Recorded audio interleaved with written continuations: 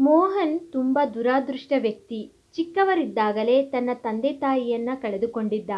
ಒಬ್ಬನೇ ಆದರೂ ಒಳ್ಳೆಯ ನೀತಿವಂತ, ಪರೋಪಕಾರಿಯಾಗಿದ್ದು ಎಲ್ಲರ ಸ್ನೇಹ ಸಂಪಾದಿಸುವ ಸ್ನೇಹಜೀವಿ.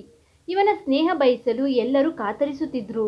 ಆದರೆ ಇವನು ನಂಬಿದ ಒಬ್ಬನೇ ವ್ಯಕ್ತಿ, ಅವನೇ ನವೀನ. ನವೀನ್ ಸಹ ಮೋಹನ್ನನ್ನು ತುಂಬಾ ಇಷ್ಟಪಡುತ್ತಿದ್ದ ಒಳ್ಳೆಯ ಗೆಳೆಯನಾಗಿದ್ದ. ನವೀನನ ಕುಟುಂಬದ ಬಹಳಷ್ಟು ಕರ್ತವ್ಯವನ್ನ ಮೋಹನ್ ಮಾಡಿದ್ದ. ನವೀನನ ಕುಟುಂಬ ಮೋಹನ್ನನ್ನ ಕಂಡರೆ ಬಹಳಷ್ಟು ಇಷ್ಟಪಡುತ್ತಿದ್ದರು. ಒಮ್ಮೆ ನವೀನನ ತಂದೆ ತಾಯಿ ಇಬ್ಬರಿಗೂ ಕಾಯಿಲೆಯಿಂದ ಆಸ್ಪತ್ರೆಗೆ ಸೇರಿದ್ದಾಗ ಮೋಹನ್ನನೇ ಮುಂದೆ ನಿಂತು ಓಡಾಡಿ ಧೈರ್ಯ ತುಂಬಿ ಸಂಪೂರ್ಣ ಖರ್ಚು ಅವನೇ ನೋಡಿಕೊಂಡಿದ್ದ. ನವೀನನು ತಂಗಿಯ ಮದುವೆ ಮಾಡಲು ಪೇಚಾಡುತ್ತಿದ್ದಾಗ ಸಂಪೂರ್ಣ ಖರ್ಚು ಜೊತೆಗೆ ರಾತ್ರಿ ಹಗಲು ಓಡಾಡಿದ್ದ. ಓದಲು ಬೇರೆ ದೇಶಕ್ಕೆ ಹೋಗಲು ಅವಕಾಶ ಬಂದಾಗ ಸಂಪೂರ್ಣ ತನ್ನ ಮನೆ, ತನ್ನ ಪಾಲಿನ ಅಡಿಕೆ, ತೆಂಗಿನ ತೋಟದ ಜವಾಬ್ದಾರಿ ನವೀನನಿಗೆ ನೀಡಿದ್ದ ಮೋಹನ. ಅಲ್ಲಿಂದಲೇ ನವೀನನಿಗೆ ಮಾರ್ಗದರ್ಶನ ನೀಡಿದ್ದ.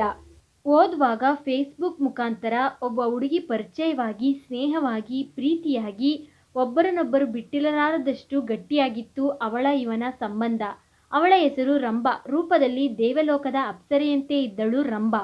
ಓದುವಾಗಲೇ ದೊಡ್ಡ ಕಂಪನಿಯು ಕೈತುಂಬ ಸಂಬಳ ನೀಡಿ ಆಯ್ಕೆ ಮಾಡಿಕೊಂಡಿತ್ತು ಮೋಹನ್ನನ್ನು. ಒಂದು ದಿನ ರಾತ್ರಿ ಇದ್ದಕ್ಕಿದ್ದಂತೆ ನವೀನನ ತಂಗಿ ಫೋನ್ ಮಾಡಿ, ಅಣ್ಣ, ನೀನು ಒಡಹುಟ್ಟದಿದ್ದರೂ ನನ್ನ ಸ್ವಂತ ಅಣ್ಣ ಇದ್ದ ಹಾಗೆ. ನವೀನ್ ಅಣ್ಣ ತುಂಬ ಬದಲಾಗಿದ್ದಾನೆ, ಅವನಿಂದ ದೂರ ಇದ್ಬಿಡು ಎನ್ನುವಳು.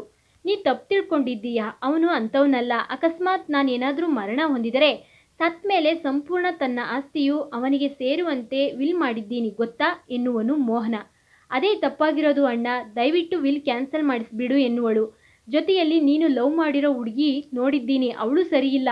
ಇನ್ನು ಏನೇನೋ ಹೇಳಲು ಹೋದ ನವೀನನ ತಂಗಿಯನ್ನು ತಡೆಯುವನು ಮೋಹನ. ಬಹಳ ದಿನಗಳ ವರ್ಷಗಳ ನಂತರ ಬಂದ ಮೋಹನ್ನನ್ನ ನವೀನ ಆತ್ಮೀಯವಾಗಿ ಸ್ವಾಗತಿಸುತ್ತಾನೆ. ಸಂಪೂರ್ಣ ಅವನ ಆಸ್ತಿ ಅಂತಸ್ತು ಎಲ್ಲ ಜವಾಬ್ದಾರಿ ಮರಳಿ ಮೋಹನನಿಗೆ ಕೊಡುತ್ತಾನೆ. ಇದನ್ನ ಕಂಡು ಖುಷಿಯಾದ ಮೋಹನ, ಗೆಳೆಯ ಅಂದ್ರೆ ನೀನೇ ಇರಬೇಕು ಎನ್ನುವನು. ಎಲ್ಲ ಆದಾಯ ನಿಂತ ಮೇಲೆ ಏನೋ ಕಳೆದುಕೊಂಡವನಂತಾದನು ನವೀನ. ಇಲ್ಲಿಯವರೆಗೆ ಬೆಲೆ ಕೊಡುತ್ತಿದ್ದವರು ₹1 ಆದಾಯ ಇಲ್ಲದವನು ಎಂದು ಅಂಗಿಸತೊಡಗಿದರು. ಇವನನ್ನು ಇಷ್ಟಪಡುತ್ತಿದ್ದ ಹುಡುಗಿ ಇವನಿಂದ ದೂರ ಆದ್ಲು.